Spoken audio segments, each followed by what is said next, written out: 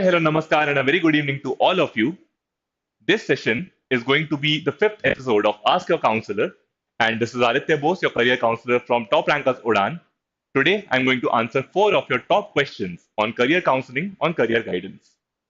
And of course, if you have any more questions during the session, you can contact us. You can let us know in the comment section below, and you can keep asking your questions, which we'll keep on answering. So, yeah, on this lovely evening, let me answer the top four questions that you've asked this week on the topic of career counseling. Let's go. Yes, so the first question, I forgot to add the general test as a subject in the CUET, which is the Common University Entrance Test, through which I was hoping to get into a good college. What do I do now?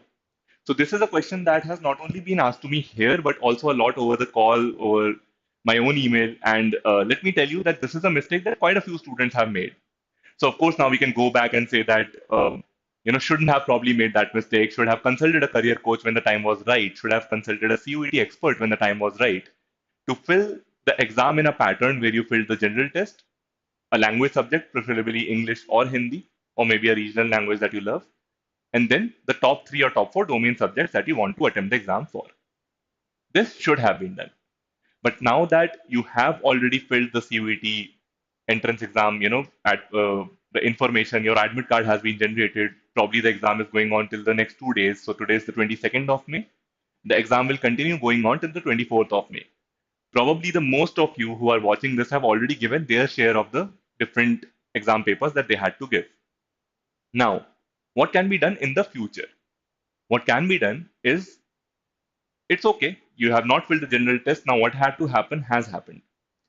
You give the exams that you had, you have filled in the best way possible, and then make sure that through those, the marks that you can get admission into the relevant courses that map with your career choice, that align with your career choice.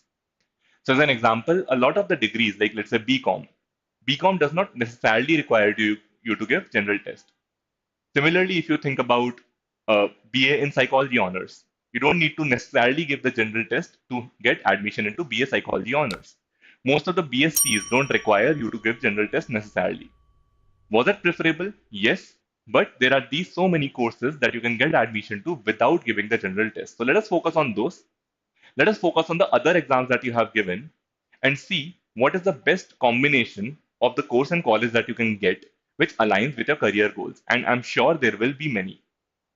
You'll get multiple opportunities to advance in your career ahead. So don't need to fret about this. Don't need to spoil your other exams because of this. Don't need to spoil your mood because of this. It's a learning. It's a small mistake that you have made. It's a learning and it's okay. All of us make mistakes. All of us learn. The lesson here is always take career counseling, career coaching at the right time. Always consult the expert at the right time. And if you make a small mistake, brush it off and move forward with the full energy that you have. Fulfill your potential. Don't let the past and the burden that you carry from the past spoil your future. Simple cliched advice, but always works. Yeah.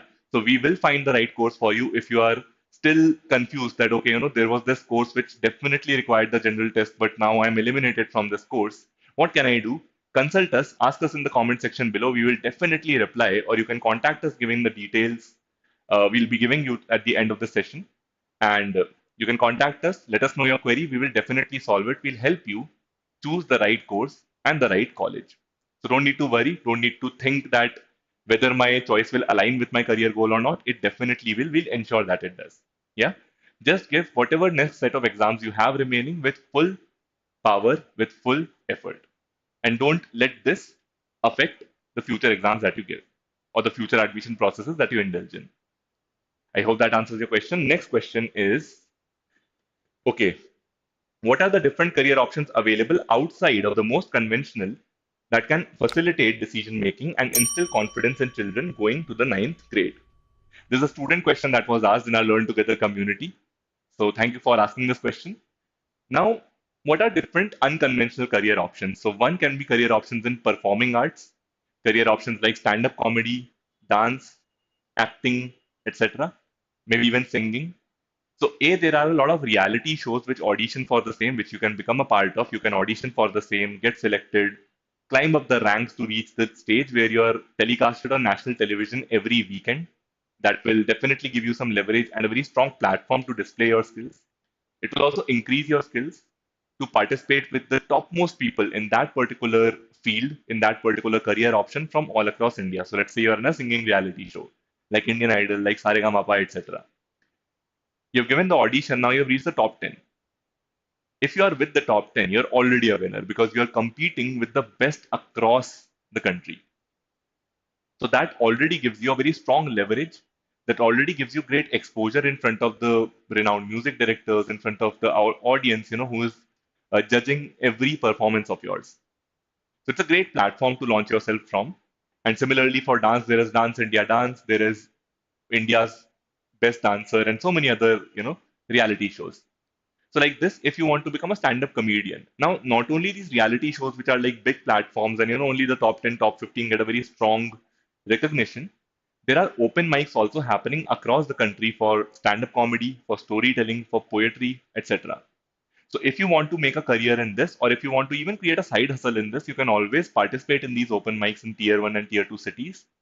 Um, Network with the people who are organizing these events because these are the very people who would always organize even the topmost comedians and topmost performing artists events.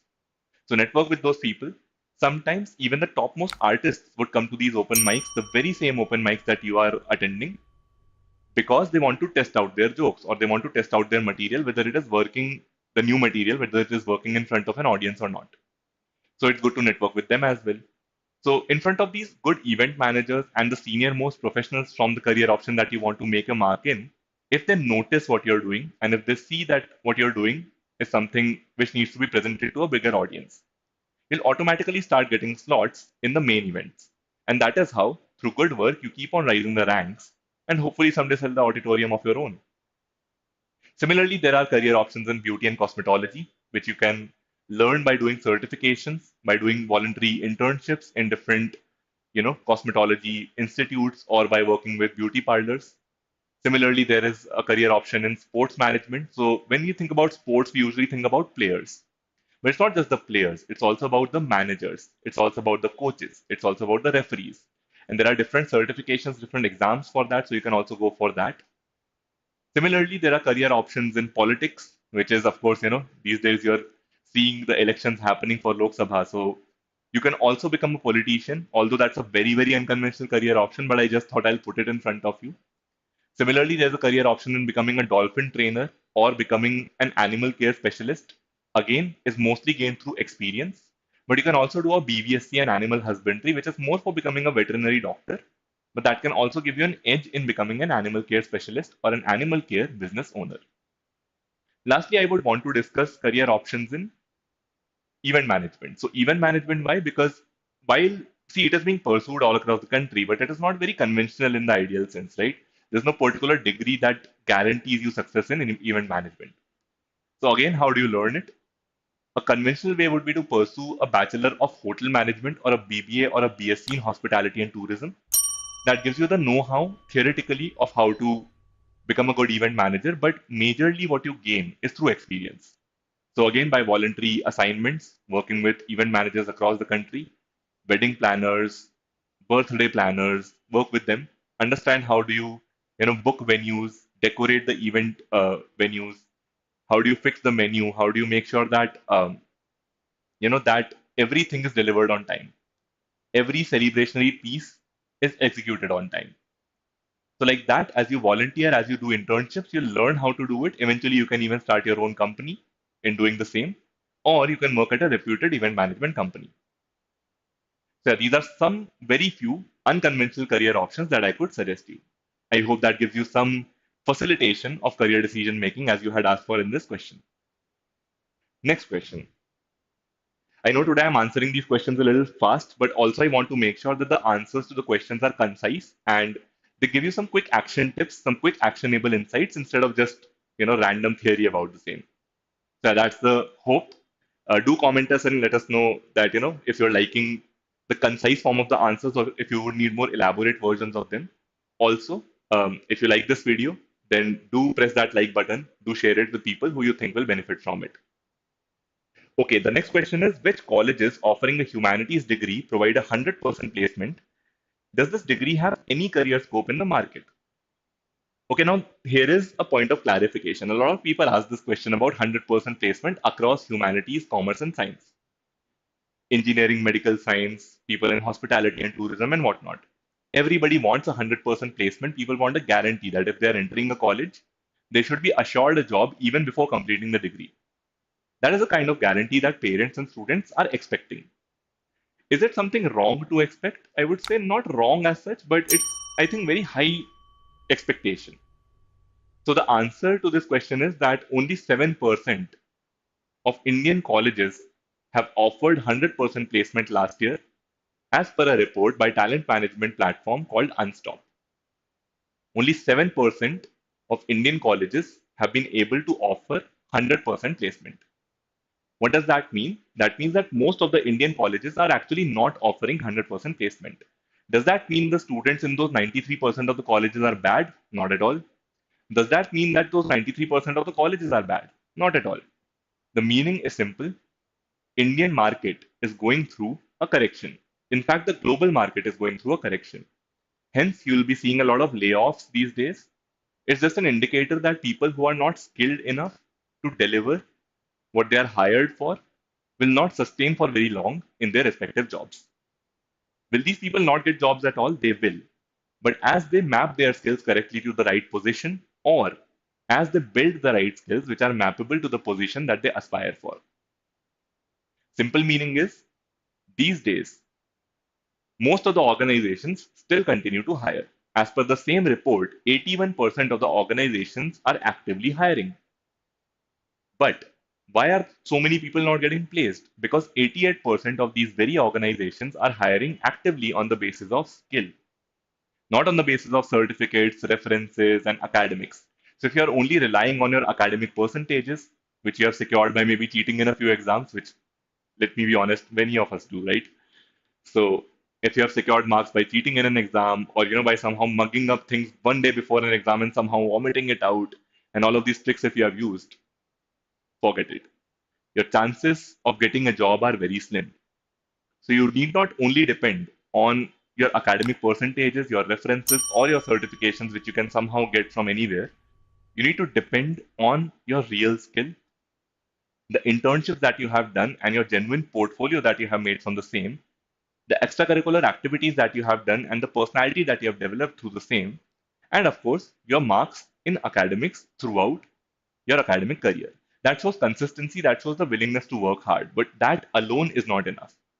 So your career portfolio needs to be a very good mix of your academics, your internships, and your extracurricular activities, your portfolio, and your ability to prove that that portfolio actually has been built by you and not by taking help from a few seniors, by taking help from a few mentors whose mainly work went into it and yours did not. Yeah. So it has to be a portfolio built by you. I hope that answers your question. So if I talk in terms of humanities, yeah, like any other degree, many colleges in humanities also don't guarantee you a 100% placement until you build that skill, until you build your abilities. That is a futuristic advice I hope all of you follow. Now, does this degree have any career scope in the market? This is also a very common question asked to me all the time. Does humanities have any scope in the market? So let me clear this once and for all. If you think about humanities as a degree which maps with a job, yes, the scope is quite less. So if you want to, let's say, pursue BA history and you want to get, a lot of job opportunities, it is going to be probably difficult because, not too many art history and museum curator and archaeology jobs are available in the market. There are a few, you can get placed in them, but they are not as, you know, abundantly available as must be jobs in computer engineering or graphic design or strategy consultancy. These are much more in demand and, high demand jobs. If for so just to put a random ratio on this, for every 5 jobs available in history as a career, probably 100 jobs are available in computer science or strategy consultancy or any such other popular career option. What does this mean? Again, this statistic was just a way to help you understand that how less jobs are available in humanities. But how does it have scope?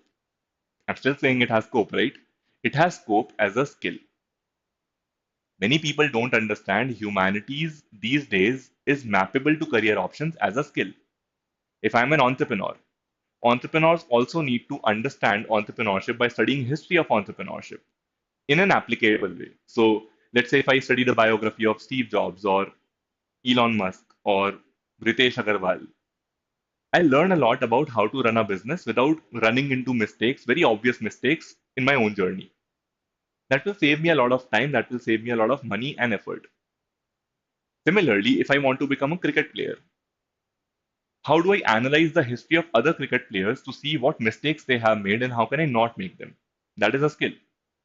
Similarly, degrees in history, political science, psychology not only hold great merit in mapping to the jobs that are available in that industry, but also hold great merit as skills which can be mapped into any other industry across the career spectrum.